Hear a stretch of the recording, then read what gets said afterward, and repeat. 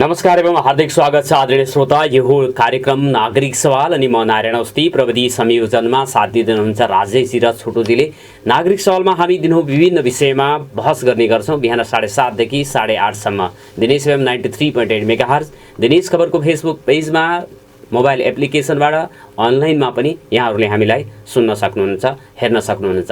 विभिन्न विषयमा बहस गर्ने यस कार्यक्रममा आज हामीले डाक्टर गोविन्द केसी जो सत्याग्रह 19औं सत्याग्रहको आज 25औं दिनमा सत्याग्रह गरिराख्नु भएको छ। जुम्लाबाट सुरु भएको उहाँको सत्याग्रह अहिले सरकारले उहाँलाई शिक्षण अस्पतालमा राखेको छ र अझै उहाँको चाहिँ सत्याग्रह टुङ्गिएको छैन। सरकारको जुन हिसाबले यो सत्याग्रहप्रति एउटा सदाशयता देखाउनु पर्ने हुन्थ्यो, वार्ता गर्ने, वार्ताबाट चाहिँ जुन माग 6वटा विभिन्न मागहरू राखेर उहाँले सत्याग्रहको थालनी गर्नुभएको छ, ती मागहरूलाई सम्बोधन गर्ने सामर्थ्य राज्यले राख्नुपर्छ, सरकारले राख्नुपर्छ, त्यो भइराखेको छैन।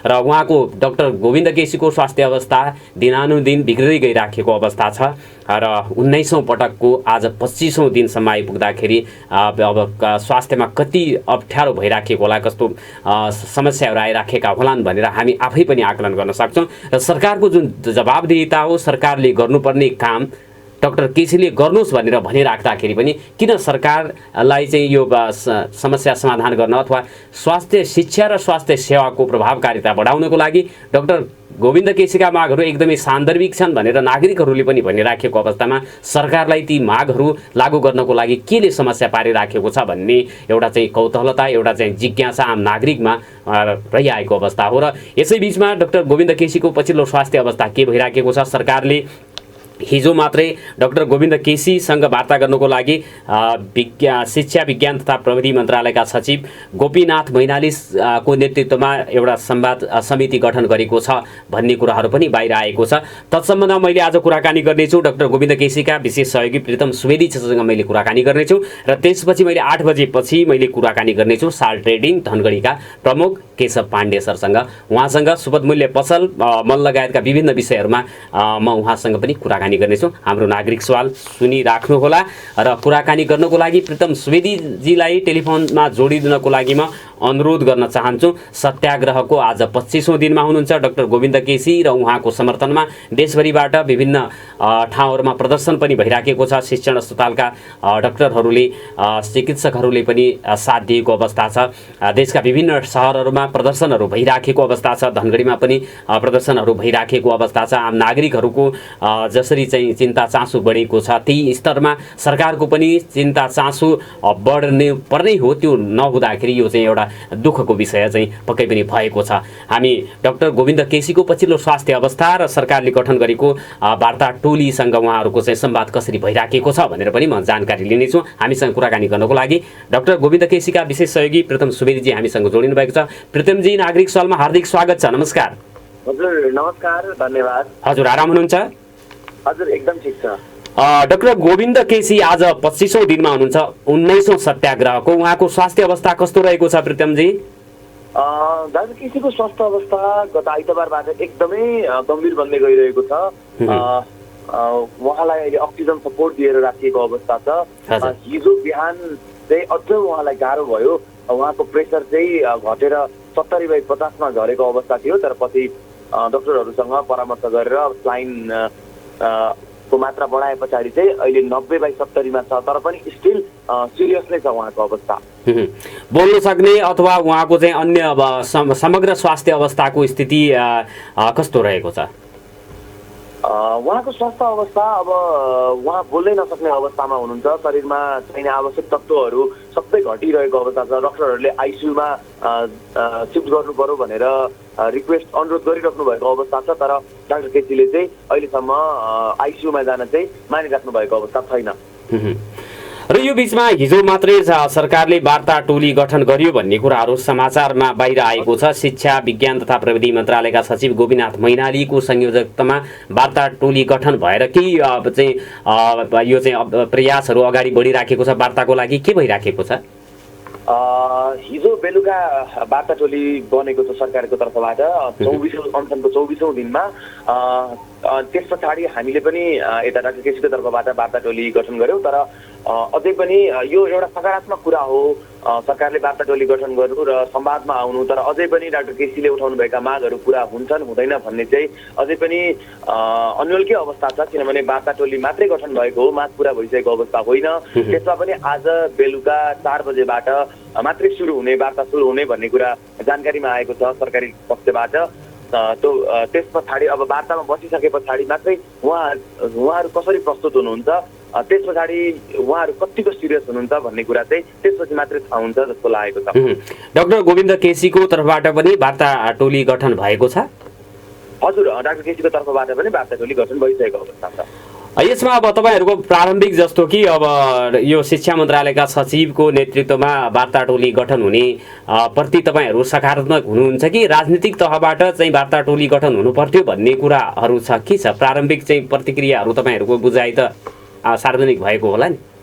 होइन, यो शिक्षा मन्त्रालयबाटै भए तापनि यो सरकारकै तर्फबाट भएको हो भन्ने हामीले बुझेको छौँ र सरकार वार्तामा आउनु, छलफलमा आउनु एकदम सकारात्मक कुरा हो। तर ढिलो समय चाहिँ एकदम ढिलो भएको, तर पनि ढिलै भए पनि यसरी वार्तामा आउनु, संवादमा प्रक्रियामा आउनु चाहिँ यो हामीले यसलाई स्वागत नै गरेका छौँ। एक किसिमले अब यो 25-24 दिनसम्म जुन सरकारको रवैया थियो त्यो राम्रो थिएन। सरकारभन्दा बाहिरका राजनीतिक दलहरू, त्यसपछि नागरिक समाज लगायतका विभिन्न सङ्घ संस्था, मानवाधिकार कर्मीहरू, राष्ट्रिय मानवाधिकार लगायतका सङ्घ संस्थाहरू को चाहिँ ध्यानाकर्षण सत्याग्रहप्रति चाहिँ यो कस्तो रहेको चाहिँ यहाँहरूले पाउनु भएको छ? 19औं सत्याग्रहको 24औं-25औं दिनसम्म आइराख्दाखेरि जुन एउटा चाहिँ अपार जनसमर्थन डाक्टर केसीको सत्याग्रहलाई नेपाली नागरिकहरूको रहेको छ, तर राजनीतिक दल अथवा जसले सरकार बनाउँछ उहाँहरूको चाहिँ वक्रदृष्टि चाहिँ पर्ने गरेको छ। अहिले चाहिँ हेर्दाखेरि तपाईँहरूको बुझाइमा उहाँहरू चाहिँ कतिको लचकताका साथ प्रस्तुत होलान् भन्ने लाग्छ र अन्य समग्र राजनीतिक चाहिँ नेताहरू, सांसद, मन्त्रीजीहरूको चाहिँ के रहेको छ? भेटघाट गर्न आउने कुराहरू सुन्ने तपाईँहरूका गर्नुभएको छ कि छैन? के छ?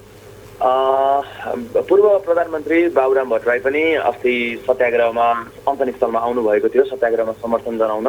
त्यस्तै कङ्ग्रेसका प्रवक्ता विश्वप्रकाश शर्मा अनि जसपाका नेताहरू लगायत विभिन्न राजनीतिक दलका व्यक्तिहरू समर्थन जनाउन, ऐक्यबद्धता जनाउन आइराख्नु भएको अवस्था छ।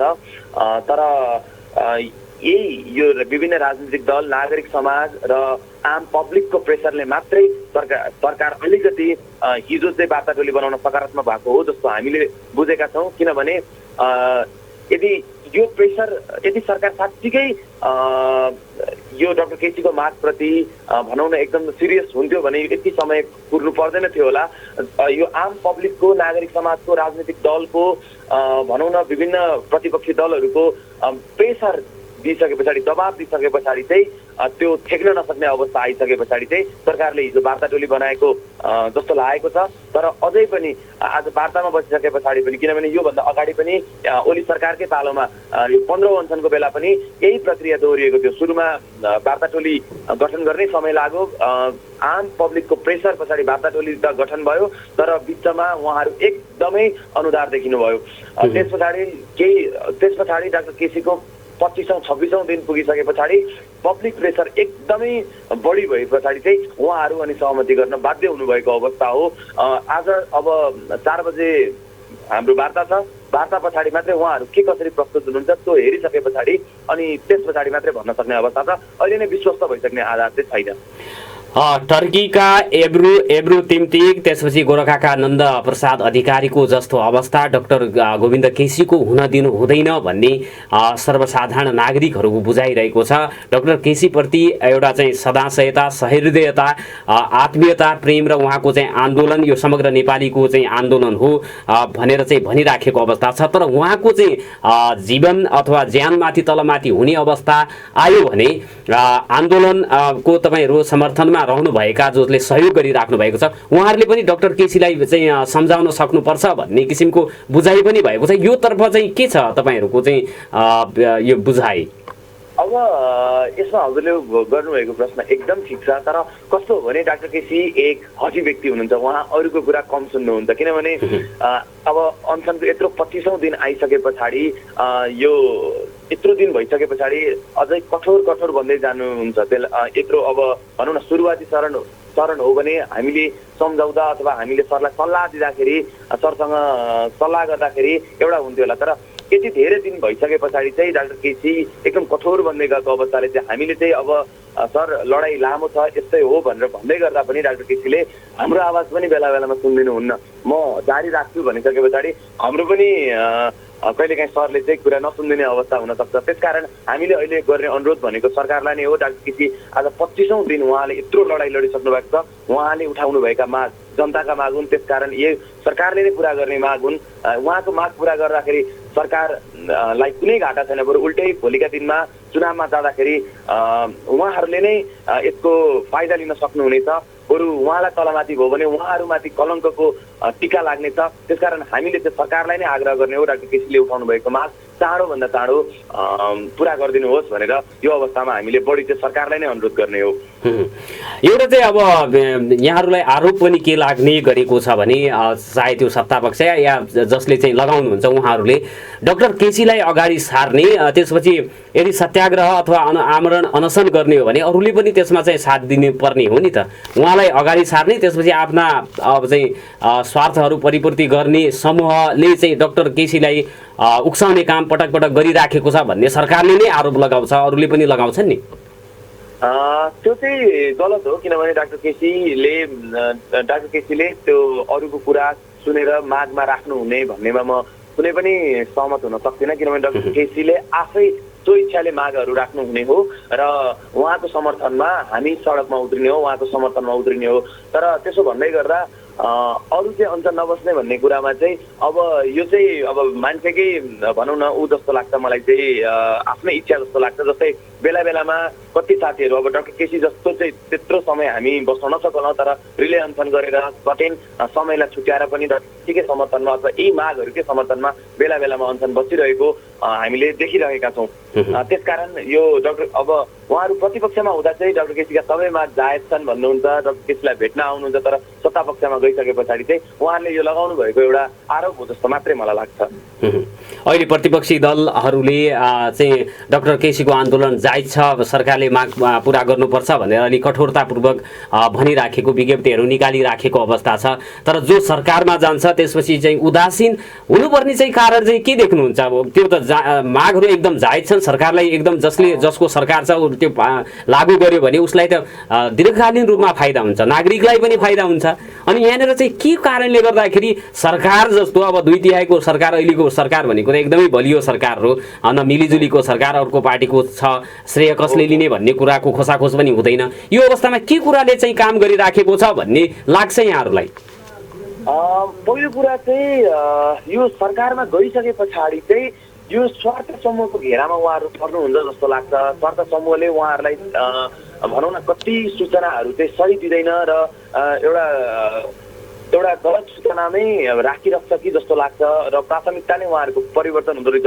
दोस्रो भनेको चाहिँ उहाँहरूले सबै कुरा जान्दा जान्दै पनि एउटा भनौँ न 2/3 बहुमत प्राप्त सरकार एउटा व्यक्तिसँग किन झुक्ने, यो चाहिँ इगो र अहङ्कारले पनि हो कि जस्तो चाहिँ मलाई लाग्दछ। किनभने संसद पनि 2/3, संसदमा 2/3 मेरो बहुमत भएको, म प्रधानमन्त्री 2/3 बहुमत प्राप्त, म एउटा व्यक्तिले उठाएकै मागसँग म किन झुक्ने भन्ने चाहिँ यसमा प्रधानमन्त्रीको चाहिँ बढी इगो र अहङ्कार पनि हो कि जस्तो चाहिँ मलाई लाग्दछ। अब यो कुनै पनि व्यक्तिको चाहे त्यो प्रधानमन्त्री अथवा मन्त्री, राजनीतिक दल अथवा पार्टीको अहङ्कार भनेको त्यो अहङ्कारले कुनै एउटा व्यक्तिको मात्रै होइन समग्र चाहिँ प्रणालीलाई निस्तेज पार्ने किसिमको अवस्था आउन दिनु हुँदैन। यसका लागि पनि डाक्टर गोविन्द केसी जस्ता सत्याग्रहीको आवश्यकता त हुन्छ। हाम्रो जस्तो मुलुकहरूमा यस्ता चाहिँ सपुतहरू बिरलै जन्मिन्छन् र यो एउटा जुन चाहिँ उहाँको कारणले गर्दाखेरि स्वास्थ्य क्षेत्रमा, स्वास्थ्य शिक्षा र सेवामा पनि परिवर्तन त भएको छ नि। 19औं यो अनसनसम्म आइपुग्दाखेरि मूलभूत रूपमा चाहिँ यहाँहरूले डाक्टर केसीको सत्याग्रहले गर्दाखेरि स्वास्थ्य सेवा र स्वास्थ्य शिक्षामा भएको परिवर्तनलाई 1, 2, 3 भनेर भन्न सकिने अवस्था पनि छ होला नि प्रितमजी? एकदमै छ। डाक्टर केसीकै अनसनले गर्दाखेरि अहिले भनौँ न क्वालिटी डक्टरहरू उत्पादन भइरहेको छ हैन, सिट सङ्ख्याहरू घटेका छन् जसले गर्दाखेरि अझ क्वालिटी डक्टरहरू उत्पादन भइरहेको अवस्था छ। राजनीतिक भागवण्डाका आधारमा आइओएममा जहिले पनि डिन नियुक्ति हुन्थ्यो, अहिले वरिष्ठताका आधारमा हुन्छ। भलै यो पालि त्यो मिचिएको छ, तर त्यसको लागि पनि डाक्टर केसी लडि नै राख्नु भएको छ। एउटा अझै एउटा ऐन बनेर त्यसलाई अझ अगाडि भनौँ न, एउटा पराशर कोइराला नेतृत्वको कार्यदल गठन भएको थियो, त्यसले प्रतिवेदन बुझाएको छ, त्यो अनुसार ऐन बनाउने भन्ने कुरा पनि छन्। अनि त्यस पछाडि दूरदराजमा मेडिकल शिक्षा खोल्ने, अस्पतालहरू खोल्ने प्रक्रिया सुरु हुँदैछ। यस्तै माथेमा कार्यदलले बुझाएको प्रतिवेदन चिकित्सा शिक्षा ऐन एउटा स्ट्रङ ऐन अहिले बनेको छ। त्यसमा केही कुराहरू अझै चित्त बुझ्दा छैनन्, तर केही कुराहरू एउटा निश्चित व्यापारीलाई फाइदा पुग्ने गरी पनि त्यो ऐनमा छन्, तर त्यसको संशोधन पनि डाक्टर केसीले भनिराख्नु भएको छ। यस्तै दूरदराजमा मेडिकल शिक्षा पुगिरहेको छ, डक्टरहरू क्वालिटी उत्पादन भइरहेछन्। अनि मनोमानी शुल्क जुन एउटा एमबिबिएस पढ्न आज डाक्टर केसीको अनसन हुन्थेन भने एमबिबिएस पढ्न कति पैसा लाग्छ हामीलाई पनि थाहा नहुने अवस्था थियो, 1.5 करोड 2 करोड, तर एउटा पैसा पनि तोकिएको अवस्था छ। आज झन्डै 40 लाखमा एमबिबिएस पढ्ने अवस्था भएको छ।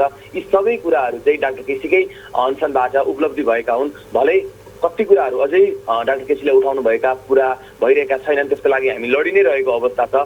तर केही मागहरू भनौँ न पुरा भइ नै रहेको अवस्था छ र सुधारहरू पनि देखिरहेको छ। आइओएममा पनि सुधार देखि नै राखेको अवस्था छ। यो राजनैतिक भागवण्डा बन्द गर्ने बित्तिकै यी यस्ता कुराहरू चाहिँ डाक्टर केसीकै अनसनबाट सुधार भइरहेको देखेका छौँ हामीले।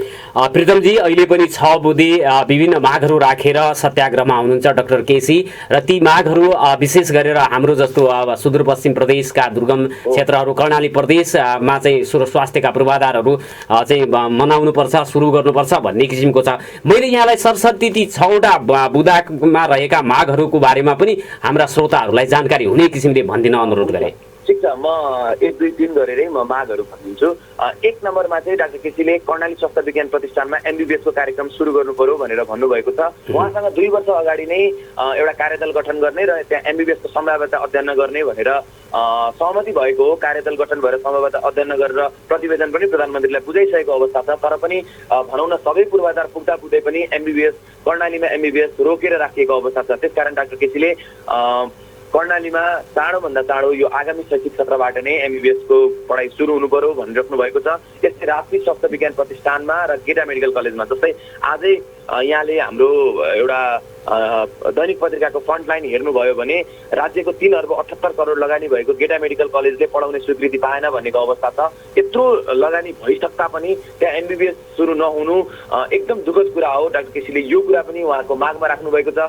त्यस्तै राप्तीमा पनि अहिलेसम्म राप्ती स्वास्थ्य विज्ञान प्रतिष्ठानमा पनि एमबिबिएसको कार्यक्रम सुरु भएको अवस्था छैन। र प्रत्येक प्रदेशमा कम्तीमा एउटा मेडिकल कलेज भनेर भन्नुभएको छ। जुन चिकित्सा शिक्षा ऐन अहिले पारित भएको झन्डै 2 वर्ष हुन आँट्यो, चिकित्सा शिक्षा ऐनमा 5 वर्षभित्रमा प्रत्येक प्रदेशमा एउटा मेडिकल कलेज खोल्ने भनेर भनिएको अवस्था छ। तर 2 वर्ष बितिसक्दा पनि त्यसको काटछाट अथवा भनौँ न छाटकाट अहिलेसम्म पनि नदेखेको अवस्थामा डाक्टर केसीले यो माग पनि चाँडोभन्दा चाँडो चाहिँ प्रत्येक प्रदेशमा एउटा सरकारी मेडिकल कलेज खोल्ने प्रक्रिया सुरु भइहालोस्, जसले गर्दाखेरि दूर दराजमा हुने मान्छेले डाक्टर बन्छन्। त्यहाँ डाक्टर बन्नु भनेको भोलि डाक्टर पढ्नु भनेको त्यहाँ उनीहरू डाक्टर बनिसके पछाडि त्यही सेवा गर्छन् र दुर्गमका बासिन्दाहरू यहाँ आउनु काठमाडौँसम्म ठुला सहरहरूमा आउनु पर्दैन। दूर दराजमै एउटा वेल इक्विपेटेड सबै स्रोत साधनले भरिपूर्ण अस्पताल मेडिकल कलेज खुल्नेछन् भनेर भनिराख्नु भएको अवस्था हो। दोस्रो नम्बरमा चाहिँ डाक्टर केसीसँग 2075 श्रावण 10 गते चिकित्सा शिक्षा ऐनमा यस्तो बुँदाहरू राखेर सहमति हुने, यस्तो बुँदा राखेर चाहिँ ऐन पारित हुने भन्ने कुरा भएको थियो। तर अन्तिममा आएर चाहिँ संसदबाट 1-2-3वटा बुँदाहरू चाहिँ उहाँले भनेको भन्दा फरक एउटा निश्चित व्यापारीको लागि फाइदा पुग्ने बुँदा ऐनमा राखिएको छ। त्यो चाहिँ डाक्टर केसीले त्यसलाई संशोधन हुनु पर्यो भनेर भनिराख्नु भएको अवस्था हो। तेस्रो नम्बरमा त्रिवीमा अहिले डाक्टर केसीसँग 8 वर्ष अगाडि सहमति भएको वरिष्ठताका आधारमा नियुक्ति भन्ने कुरालाई लत्याएर अहिले राजनीतिक भागभण्डाका आधारमा पदाधिकारी नियुक्ति भएको छ। त्यसलाई सच्याइयोस् र पराशर कोइराला जसले चाहिँ विश्वविद्यालयमा कसरी पदाधिकारीहरू नियुक्ति गर्ने भनेर सबै कुरा भनेको छ, त्यो प्रतिवेदनलाई चाहिँ ऐनमा परिवर्तन गर्नु पर्यो भनेर भनिराख्नु भएको अवस्था हो। चौथो नम्बरमा अछाममा अवस्थित बैलपाटा अस्पताल, जसमा चाहिँ एउटा संस्थाले फन्डेड गरेको थियो अपरेसन कस्टहरूदेखि लिएर सबैमा बजेट उसले दिँदै आएको थियो, तर बजेट अहिले त्यहाँ अभाव छ र त्यहाँ एकजना कर्मचारीले बजेट घटे पछाडि कर्मचारी घटाउनु पर्यो र कर्मचारीले आत्मदाह गरेको सम्म अवस्था छ।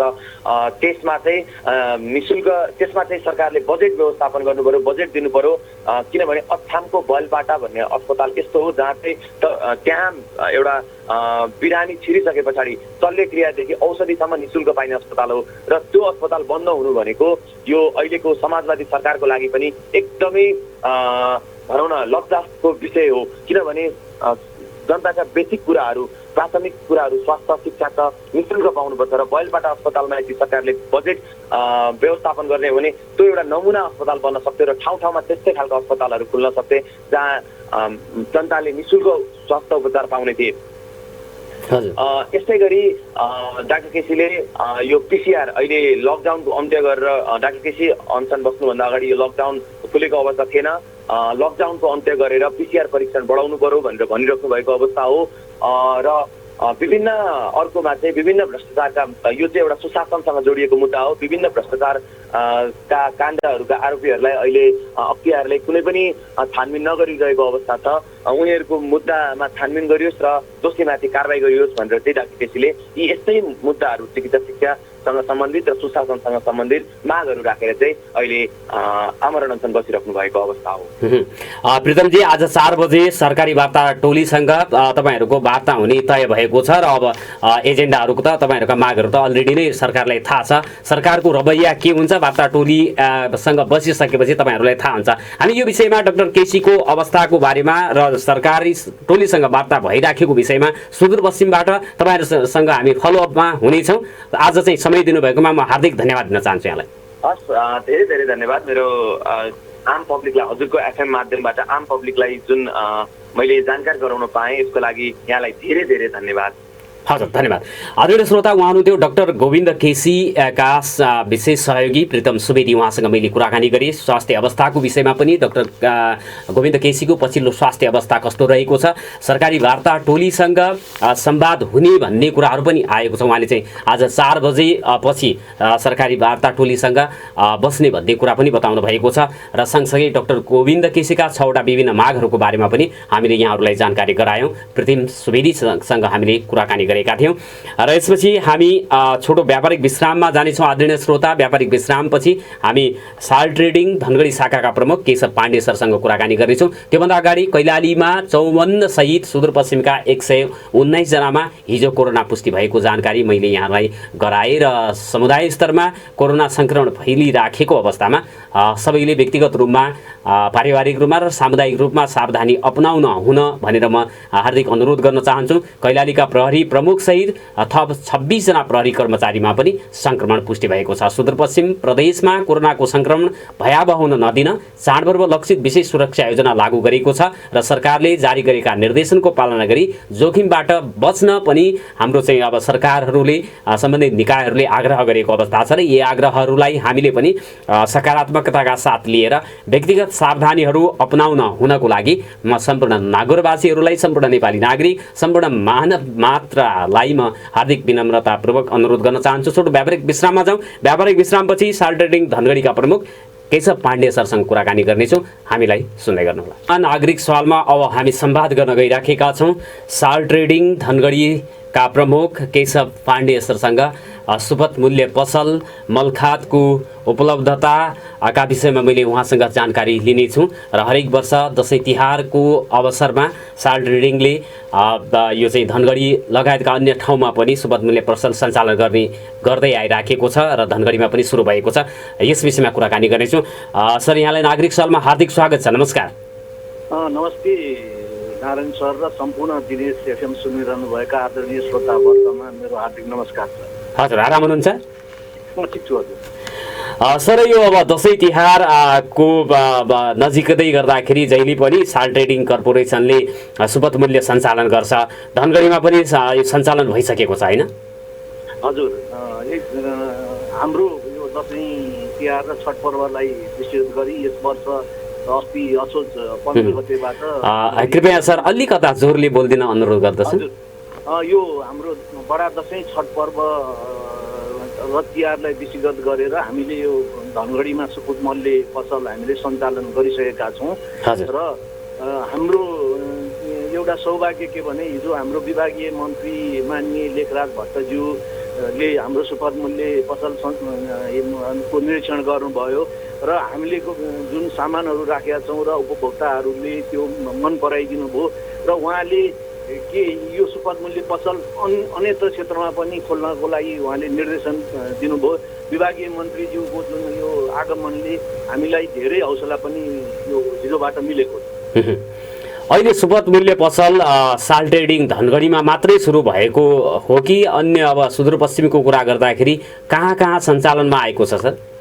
अब अहिले यो धनगढीमा मात्रै छ। अब आजबाट अब अत्तरियामा खुल्दैछ। अब बिस्तारै अब हामीले जनशक्ति र त्यो क्षेत्रको मागलाई दृष्टिगत गरी अब हामीले थप खोल्ने चाहिँ योजनामा छौँ। तर योभन्दा पनि हामीले खोल्नुभन्दा के स्थानीय निकायहरूले हामीसँग समन्वय गरेर उहाँहरूले यो सुपथ मूल्य पसल सञ्चालन गर्नुभयो भने हामीलाई सजिलो पनि हुन्छ र हामी त्यसमा मालसामान पनि उपलब्ध गर्न हामी सक्छौँ र जनतालाई पनि राहत हुन्छ। हामीलाई त्यस्तो भनेपछि सुदूरपश्चिमका 88 वटा स्थानीय तहहरूले प्रयास गर्यो, तपाईँहरूसँग सहकार्य गर्यो भने यो वर्षका लागि कम्तीमा 88 वटा ठाउँमा सुपथ मूल्य सञ्चालन गर्नको लागि तपाईँहरू तयार हुनुहुन्छ? एकदमै। अब हामीले यहाँहरू दिनेश एफएम मार्फत पनि हामी सबै स्थानीय निकायलाई के अनुरोध गर्छौँ भने यहाँले सम्बन्धित जिल्ला प्रशासन कार्यालय मार्फत साल ट्रेडिङलाई चाहिँ हामीलाई सुपथ मूल्य पसलको लागि हामीलाई सामान आवश्यक पर्यो भनेर उहाँहरूले हामीलाई जानकारी गराउनु भयो भने जुन अहिले सुपथ मूल्य पसलमा रहेको दर रेटमा चाहिँ हामी सामान चाहिँ उहाँहरूलाई उपलब्ध गराउँछौँ। त्यही आधारमा उहाँहरूले आफ्नो उपभोक्ताहरूलाई चाहिँ राहत दिन सक्नुहुन्छ। हाम्रो सुपथ मूल्य पसल अब अस्तिबाटै नै सुरु भयो र छठ पछिसम्म यो सञ्चालनमा हुन्छ। अहिले सुपथ मूल्य पसलमा के बिक्रीमा राखिएको छ सर? अब अहिले सुपथ मूल्य पसलमा मुख्य कुरा नुन छ, चिनी छ। अब मेन कुरा कस्तो छ भने बजारमा चिनीको मूल्य 80 देखि 85 छ। साल ट्रेडिङ कर्पोरेसन लिमिटेडले यो सुपथ मूल्य पसलबाट प्रति किलो 70 रुपियाँमा हामीले चिनी उपलब्ध गराइरहेका छौँ। नुन प्रति किलो 18 मा उपलब्ध गराइरहेका छौँ। हामीले चामल उपलब्ध गराइरहेका छौँ, चिउरा उपलब्ध गराइरहेका छौँ, हामीले साबुन उपलब्ध गराइरहेका छौँ। यो कोभिडको लाई दृष्टिगत गरेर सेनिटाइजरहरू उपलब्ध गराएका छौँ। हामीले धेरै चिजहरू अहिले उपलब्ध गराएका छौँ। खाद्य संस्थानले यहीँ हामी कहाँबाट चामल उपलब्ध गराएको छ र क्रमशः उपभोक्ताहरूको माग अनुसार चाहिँ हामीले यो सामानहरू थप्दै गइरहेका छौँ। र भोलिका दिनहरूमा पनि आवश्यकता अनुरूप सामानहरू थप्न सकिने अवस्थामा चाहिँ हुनुहुन्छ तपाईँहरू? एकदमै। हिजो माननीय मन्त्रीज्यूले पनि हामीलाई यो उपभोक्ताको माग अनुसार तेल, दाल लगायत अरू चिज थप्न पनि निर्देशन दिनुभएको छ। अब त्यही अनुसार हामी यो थप्दै जान्छौँ। हाम्रो एउटा चाहिँ अनुरोध के छ भने यहाँको उत्पादककर्ताहरू जो उद्योगी व्यवसायीहरू हुनुहुन्छ र अरू उत्पादनकर्ता हुनुहुन्छ उहाँहरूले पनि हामीलाई सहयोग गरिदिनु भयो भनेदेखि उपभोक्तालाई राहत हुन्छ। किनभनेदेखि अब साल ट्रेडिङ कर्पोरेसनको जुन बिक्री कक्षमा उहाँहरूले सामान उपलब्ध गराएर जनतालाई केही सहुलियत दिनुभयो भने हामी त्यो सामान राखेर उपभोक्ताहरूलाई उपलब्ध गराउँछौँ। मेरो सम्पूर्ण यस सुदूरपश्चिम व्यवसायीहरूलाई मेरो हार्दिक अनुरोध छ के भने अहिले जनताले यो सुपथ मूल्य पसलबाट एउटै छातामुनि सबै कुरा सामान पाउन सक्नुभयो भने धेरै राहत हुन्छ। अहिले कोभिडको कारण चाहिँ हामी विभिन्न पसलहरूमा जाँदाखेरि यो के यो कोभिडको सङ्क्रमणको पनि सम्भावना हुन्छ। त्यही कारण के भने सुपथ मूल्य पसलले जनतालाई अहिले कोभिडबाट पनि बचाउँछ र साथै यो राहत पनि दिन्छ। अहिले यहाँलाई जानकारी गरौँ, हाम्रो यो 6 दिनमा नै हाम्रो सुपथ मूल्य पसलबाट करिब 2200 जना उपभोक्ताहरूले सेवा लिइसक्नु भएको छ। करिब 4.5 लाख रुपियाँको चाहिँ हामीले यो कारोबार पनि गरेका छौँ। आज कति दिन भएको छ सर तपाईँको सुपथ मूल्य सञ्चालन गरेको? जम्मा 6 दिन मात्रै भएको छ। 6 दिनमा त्यो प्रगति हासिल भएको छ भनेपछि उपभोक्ताहरू उत्साहित भएर आइराखेको अवस्था छ तपाईँको पसलमा? एकदमै छ। अहिले कस्तो छ भने हाम्रो सुपथ मूल्य पसल 10 देखि 4 बजेसम्म मात्रै खुल्छ। तर के भने 10 बजेभन्दा अगाडि नै हाम्रो सुपथ मूल्य पसलमा लाइन हुन्छ र के दिनभरि नै हाम्रो जुन सुपथ मूल्य पसलमा बसे कर्मचारीलाई 1 मिनट पनि फुर्सद छैन। त्यस्तो हाम्रो के अहिले उपभोक्ताहरूको चाप छ। हामी यसबाट उत्साहित पनि भएका छौँ र यो सुपथ मूल्य पसललाई चाहिँ यो मङ्सिर 6 गतेपछि हामी बिक्री कक्षको रूपमा 12 महिना हामी धनगढी र अस्तरियामा चाहिँ हामी सञ्चालन गर्छौँ। किनभने हामीलाई धेरै राम्रो रेस्पोन्स अहिले उपभोक्ताहरूबाट पाएको हुँदाखेरि हामी धेरै उत्साहित भएका छौँ। भनेपछि कैलालीको धनगढी र अतरियामा 12 महिना सुपथ मूल्य पसल सञ्चालन गर्नुपर्छ भन्ने तयारीमा तपाईँहरू रहनु भएको छ र स्थानीय तहहरूले समन्वय गर्यो र तपाईँहरूसँग सहयोग माग्यो भने अहिलेकै यो दसैँ तिहार छठ पर्वसम्मको लागि प्रत्येक स्थानीय तहमा सुपथ मूल्य सञ्चालन गर्नको लागि तपाईँ सहकार्य गर्न तयार हुनुहुन्छ। यसका लागि स्थानीय तहहरूले अग्रसरता लिउन् भनेर म अनुरोध गर्न चाहन्छु। सँगसँगै साल ट्रेडिङले यो नुन के अरे चाहिँ चामल लगायतका कुराहरू मात्रै बिक्री वितरण गर्दैन, यसले मलखादको कुराहरू पनि उपलब्ध गराउने चाहिँ गर्दै आइराखेको छ। अब चाहिँ धान खेती भित्राइसकेपछि गहुँ खेतीको लागि हिउँदे बालीको लागि मलखादको आवश्यकता पर्छ किसानहरूलाई। यस वर्ष के छ तपाईँहरूले चाहिँ पर्याप्त मात्रामा हाम्रो चाहिँ सुदूरपश्चिममा आवश्यक पर्ने किसिमको चाहिँ मौजदात रहेको अवस्था, आपूर्ति भइराखेको अवस्था हो?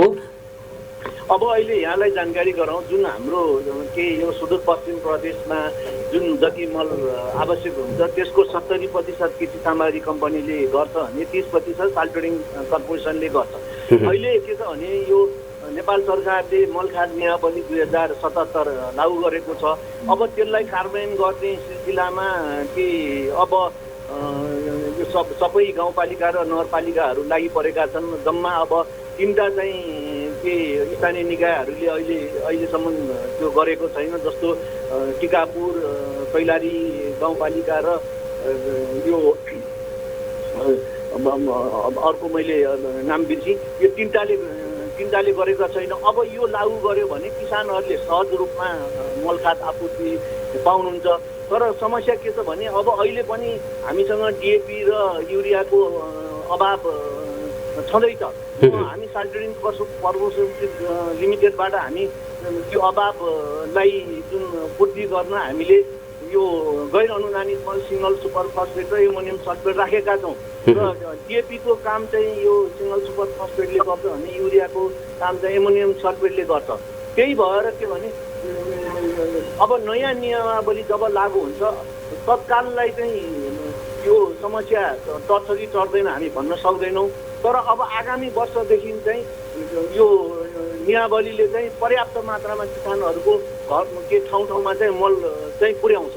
अब स्थानीय निकायहरूले त्यसलाई लागू गर्नु पर्यो। स्थानीय तहहरूको सक्रियता भयो भने किसानहरूलाई मल नपाउने समस्या चाहिँ अन्त्य हुन सक्ने स्थिति चाहिँ छ। त्यो सरकारले त्यो प्रयास गरिराखेको छ। कस्तो गर्यो भने अहिले नयाँ मलखाद निर्देशिका जुन नेपाल सरकार मन्त्री परिषदले पास गरेको छ त्यसमा स्थानीय निकायको उपप्रमुखलाई चाहिँ अध्यक्षता बनाएर समिति बनाएको छ। उहाँहरूले माघ मसान्तभित्रमा आफ्नो गाउँपालिका या नगरपालिकामा के कति मल चाहिन्छ उहाँहरूले प्रदेश सरकारको मन्त्रालयमा पठाउनु पर्छ। त्यही अनुसार प्रदेश मन्त्रालयले फागुन मसान्तभित्र नेपाल सरकारको कृषि मन्त्रालयमा आफ्नो आवश्यकताको जानकारी पठाउँछ। आगामी वर्षदेखि जुन यो निर्देशिका लागू गर्न सक्यो भने किसानले जुन भौतारिएर हिँड्नुपर्ने मलखाद खोज्नलाई त्यो चाहिँ समस्या चाहिँ रहँदैन भन्ने चाहिँ हामीलाई विश्वास छ। अन्तमा पाण्डे सर केही भन्न छुटेको केही छ भने मैले भन्नलाई अनुरोध गरेँ यहाँलाई। अब उपभोक्ता महानुभावहरूलाई के भन्छु भनेदेखि अहिले जुन बजारमा डेट एक्सपायर भएका धेरै सामानहरू के बिक्री हुने सम्भावना छ। यहाँहरूले डेट हरू हेरिदिनु होला, मूल्यहरू हेरिदिनु होला, किनभनेदेखि सरकारले मात्रै अनुगमन गरेर साध्य छैन, सरकारी तर्फबाट अनुगमन भइरहेको छ र साल ट्रेडिङ कर्पोरेसन लिमिटेडको जुन बाट सुपथ मूल्य पसलबाट बिक्री वितरण भइरहेका जुन गुणस्तरीय सामानहरू खरिद गर्नको लागि हाम्रो बस पार्क अगाडि रहेको जुन सडकको सटरमा बिक्री कक्ष छ त्यहाँ आउनलाई हामी हार्दिक स्वागत गर्छौँ र साल ट्रेडिङ कर्पोरेसन लिमिटेडले आफ्नो सेवा चाहिँ निरन्तर रूपमा सुदूरपश्चिममा दिने प्रतिबद्धता चाहिँ हामी यहाँहरू मार्फत व्यक्त गर्दछौँ। हवस् सर, समयका लागि म हार्दिक धन्यवाद दिन चाहन्छु यहाँलाई। हजुर, यहाँलाई पनि हार्दिक धन्यवाद। हजुर, आदरणीय श्रोता, उहाँ हुनुहुन्थ्यो साल ट्रेडिङ धनगढीका प्रमुख केशव पाण्डे। उहाँसँग मैले कुराकानी गरेँ सुपथ मूल्य पसल, त्यसपछि रासायनिक बल जुन अब हाम्रो हिउँदे बाली लगाउने समय नजिकै छ, धान बाली भित्र्याउने काम गरिराख्नु भएको छ, किसानहरूका आपूर्तिहरू, त्यसपछि सर्वसाधारणको चाहिँ आपूर्ति दैनिक चाहिँ उपभोग्य सामग्रीहरू सुपथ मूल्यमा यदि पाइन्छ भने त्यसले पक्कै पनि सहयोग गर्छ। अहिले अब कोभिडको कारणले गर्दाखेरि सबै व्यक्तिहरूको चाहिँ इन्कम आय स्रोत घटिराखेको अवस्था हो। यो अवस्थामा 88वटै स्थानीय तहहरूमा कम्तीमा अहिलेको वर्षका लागि एउटा स्थानीय तहमा एउटा सुपथ मूल्य सञ्चालन गर्न सक्यो स्थानीय तहको सरकारहरूले भने त्यसलाई सहयोग गर्न हामी तत्पर रहेको छौँ भनेर साल ट्रेडिङ कर्पोरेसनले भनिराखेको अवस्था हो। यस विषयमा स्थानीय तहका सरकारहरूका को चाहिँ ध्यान जान जरुरी छ। दसैँ तिहार छठ पर्वका लागि सुपथ मूल्य पसलमा गुणस्तरीय चिनी, नुन, चामल, साबुन लगायतका चाहिँ सेनिटाइजर लगायतका कुराहरू चाहिँ अहिले बिक्रीमा राखिएको कुरा उहाँले हामीलाई जानकारी दिनुभएको छ। तरियामा पनि केही दिनभित्रै सञ्चालन गर्ने तयारीमा रहेको र 88वटा स्थानीय तहहरूले समन्वय गर्यो भने सम्भव रहेको 88वटै स्थानीय तहहरूमा सुपथ मूल्य पसल सञ्चालन गर्ने कुरामा साल ट्रेडिङ कर्पोरेसन सकारात्मक रहेको तयारी अवस्थामा रहेको कुरा उहाँले हामीलाई जानकारी दिनुभएको छ। यसै गरी कैलालीको धनगढी र अतरियामा 12 महिनाका लागि सुपथ मूल्य पसल सञ्चालन गर्ने तयारीमा साल ट्रेडिङ रहेको जानकारी पनि हामीलाई दिनुभएको छ।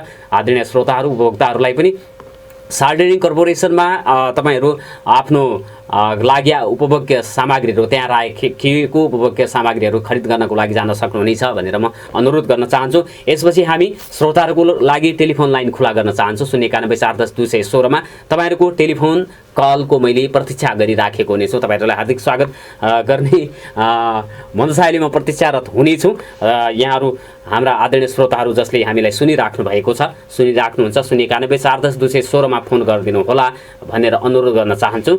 र दिनेश खबर को र दिनेश एफएमबाट हामी नागरिक सवालका माध्यमबाट नागरिकहरूका विविध विषयमा हामी चाहिँ संवादहरू, बहस चलाउने, गुनासाहरू सुन्ने र सुनाउने, ती सम्बन्धित निकायहरूलाई ती गुनासाहरूको बारेमा चाहिँ जानकारी लिने, उहाँहरूबाट ती समस्या समाधान गर्नको लागि पहल कदमी होस् भनेर हामी जानकारी गराउने प्रयास गर्नेछौँ, गरिरहनेछौँ।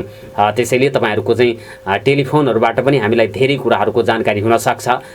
विभिन्न गतिविधिहरू, विकास निर्माण लगायतका विभिन्न अब समाज, राजनीति, अर्थतन्त्रसँग जोडिएका विविध विषयहरू को बारेमा हामी बहस गर्दै आइराखेका छौँ। यो कुराको तपाईँहरूलाई जानकारी छ नै।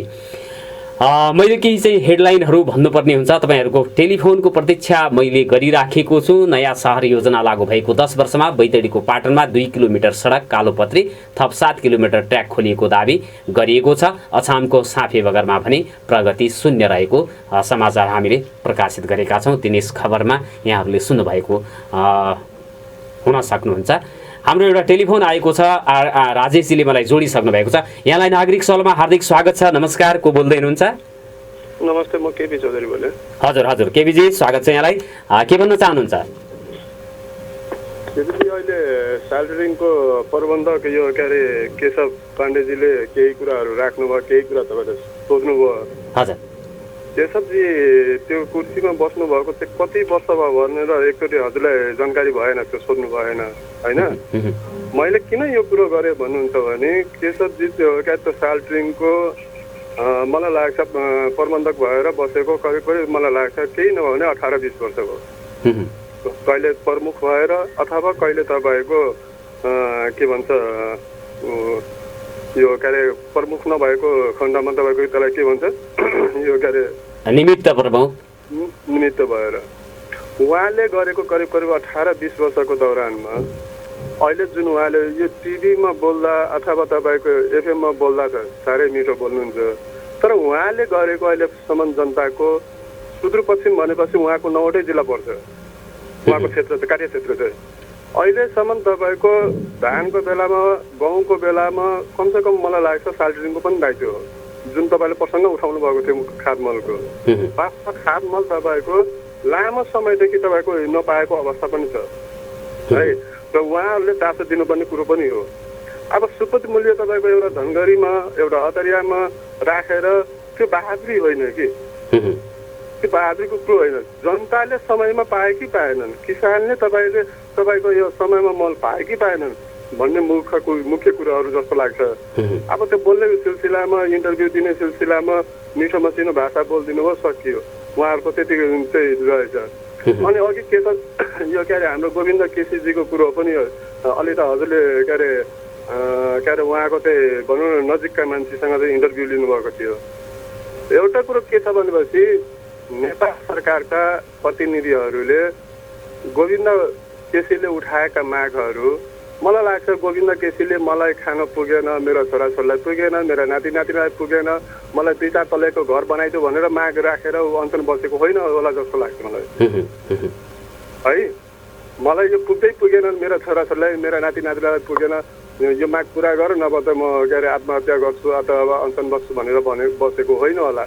यो देशको निम्ति र यो देशको जनताको निम्ति होला जस्तो लाग्छ मलाई। त्यसले गर्दा उनको मागप्रति चाहिँ सरकार चाहिँ गम्भीर हुनुपर्छ, उनको जीवन रक्षाको निम्ति पनि सरकार गम्भीर हुनुपर्छ। यी गम्भीर भएन भने भोलिको दिनमा मलाई लाग्छ संसारभरिको इतिहासलाई हेर्नु भने कस्ता कस्ता तानाशाहीहरू चाहिँ रहेनन्, वर्षकीय तानाशाही पनि नरहन सक्छन् है।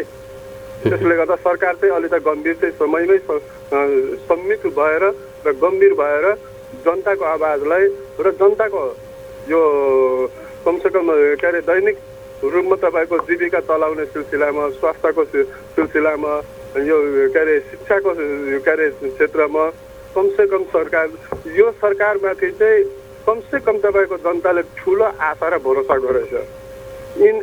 यिनको आफ्नै दैनिक रूपमा तपाईँको झै झगडामा यो कहिले पाए यो तपाईँको 2 अध्यक्षको कुरो मिलेन, कहिले झगनाथजीको कुरो मिलेन, कहिले माधवजीको कुरो मिलेन, यो उहाँहरूको आन्तरिक विवाद हो। तर देशलाई र जनतालाई कमसेकम यो अनुभूति हुनु पर्यो कि यो देशमा सरकार छ है, गार्जियन छ है भन्ने खालको अनुभूति चाहिँ गर्नु दिनुपर्छ। अर्को थोरै मैले कुरो के राखेँ भन्नुहुन्छ भने कमसेकम तपाईँको स्थानीय तहलाई अहिले तपाईँको अधिकार दिएको छ, कानुन बनाऊ, कानुन बनाएर अगाडि बढ भनेर भनिरहेको अवस्था छ। कतिपय गाउँपालिकाले कतिपय नगरपालिकाले तपाईँको कानुन कमसेकम तपाईँको एउटै कर्मचारीले लामो समयदेखि जागिर जुन नगरपालिकामा खाएको छ त्यही नगरपालिकामा सुरुवात गरेको दिनदेखि लिएर त्यो भर्सक मलाई लाग्छ अन्त हुने बेलासम्म दिन्छ। मलाई लाग्छ त्यो सिस्टमले गर्दा तपाईँको थुप्रै नगरपालिकामा स्थानीय तहमा अथवा हिजोको दिनमा जिल्ला विकास थियो, अहिले जिल्ला समन्वय समिति छ, यी सबै लगायतका जुन छ यसलाई एउटा सिस्टम र एउटा ट्र्याकमा लानुपर्छ कि भन्ने चाहिँ त्यो गर्न सकिएन भने मुलुकको व्यवस्था जुन आजभन्दा तपाईँको 40 वर्ष अगाडि थियो आज जुन छ भोलि 40 वर्ष पछि पनि त्यही रहने हो। किन एउटा ट्र्याकमा जानुपर्ने जरुरीहरू देखिन्छ। त्यसले गर्दा नेपाल सरकारले अथवा जनप्रतिनिधिहरूले इमान्दारीका साथ तपाईँको त्यो चिजहरूलाई कार्यान्वयन गर्नुपर्छ, जनताप्रति उत्तरदायित्व हुनुपर्छ। जनताप्रति उत्तरदायित्व भएन भने जनता कहिलेकाहीँ तपाईँको थुप्रै मुलुकमा के छ भने जब तपाईँको एउटा के भनेपछि यो धैर्यको बात जब भत्किन्छ नि, खोलामा पानी ओभरफुल भएपछि त बस्ती बगाउँछ नि, भोलि त्यो किसिमको पनि समय आउन सक्छन् है। यो प्रति चाहिँ अलिक सचेत हुनुपर्छ भन्ने चाहिँ भ्रष्टको राजनीतिक दलहरू, जनप्रतिनिधिहरू अहिले एउटा तपाईँको जनताले मत लिएर जुन गएका जनप्रतिनिधिहरू छ त्यतातिर ख्याल गर्नुपर्छ। मेरो यो 5 वर्षको लागि हो भनेर मैले जे गर्दा पनि हुन्छ भन्ने खालको चाहिँ सोच चिन्तनहरू राख्छ भने त्यो चाहिँ दुर्भाग्य हुन सक्दैन है। धन्यवाद यहाँको जानकारीको लागि, यहाँको चाहिँ विचारको लागि म हार्दिक धन्यवाद दिन चाहन्छु यहाँलाई। आदरणीय श्रोता हुनुहुन्थ्यो, हामीसँग कुराकानी गर्दै हुनुहुन्थ्यो, आफ्नो विचार अभिव्यक्त गरिराख्नु भएको थियो, नागरिकको प्रतिनिधि आवाज थियो। यसपछि पनि म तपाईँहरूको टेलिफोन कल लिन सक्ने सुविधामा रहेको जानकारी गराउन चाहन्छु। 091-410-216 यहाँहरूले डायल गर्न सक्नुहुनेछ र आफ्नो विचार अभिव्यक्त गर्न सक्नुहुनेछ भनेर म अनुरोध गर्न चाहन्छु। र यो हामीले चाहिँ डाक्टर गोविन्द केसीको सत्याग्रहको विषयमा जानकारी लिएका थियौँ प्रीतम सुवेदीसँग र आज साँझ 4 बजे सरकारी वार्ता टोलीसँग संवाद गर्ने कुरा तय भएको छ भनेर उहाँले हामीलाई जानकारी दिनु भएको छ। यसैगरी लामो दूरीका यात्रु नपाएको भन्दै सुदूरपश्चिमका यातायात व्यवसायीको भाडामा मनपरी भएको छ भन्ने समाचारहरू अथवा गुनासाहरू पनि आएका छन्। सिट क्षमता अनुसार यात्रु राख्न पाउनुपर्ने माग चाहिँ उहाँहरूको व्यवसायीहरूको रहेको छ। छोटो दूरीमा यात्रुको भिड बढ्यो भन्ने कुराहरू पनि अब चाहिँ यो बताइएको छ। हामीले यस विषयमा समाचार प्रकाशित गरेका छौँ, दिनेश खबरमा यहाँहरूले सुन्नुभएको छ होला। 091-410-216 मा तपाईँहरूको फोनको कलको मैले प्रतीक्षा गरिराखेको अवस्था छ आदरणीय श्रोता। र मैले जानुभन्दा अगाडि एउटा प्रसङ्ग यहाँनिर डाक्टर गोविन्द केसीको अनसन यो सत्याग्रहसँग जोडिएको कुरालाई मैले यहाँनिर राखेर जान उपयुक्त ठानेको छु। रूपचन्द्र बिष्ट भनेर धेरैजनालाई थाहा हुनुपर्छ। थाहा आन्दोलनका चाहिँ प्रणेता हुन्। उहाँले चाहिँ थाहा आन्दोलन चाहिँ जन्माउनु भएको थियो। मकवानपुरका हुन् तिनी र पञ्चायतकालको कुरा थियो। मेरो मुख्य काम जगाउने हो, ती त नजाग्ने भइहाले। नजाग्ने मनोविज्ञान चाहना भएकाहरूलाई जगाउन खोज्ने कुरै भएन। एक थाल भात र लोग्नेलाई एक अङ्गालो स्वास्नी र स्वास्नीलाई एक अङ्गालो लोग्ने भए तिनीहरूलाई पुगिहाल्यो। नेपाली नागरिकलाई रूपचन्द्र बिष्टले भनेको कुरा हो यो। जब जनतालाई जगाउन नपर्ने भएपछि मेरो कुनै काम नै रहेन। काम नभएपछि मैले बाँच्नुपर्ने कुनै कारण नै छैन। बाँच्नुपर्ने कारण नभएपछि मर्नु पर्यो। तर कसरी मर्ने एउटा यो पनि प्रश्न बनेर अगाडि आयो। झुन्डिएर मरौँ, डुबेर मरौँ या विष खाएर मरौँ भने तिमीहरूलाई दुःख, पुलिसलाई दुःख, डाक्टरलाई दुःख, सरजमिन गर्नु पर्यो, लास खोज्न हिँड्नु पर्यो, पोस्टमार्टम गर्नु पर्यो।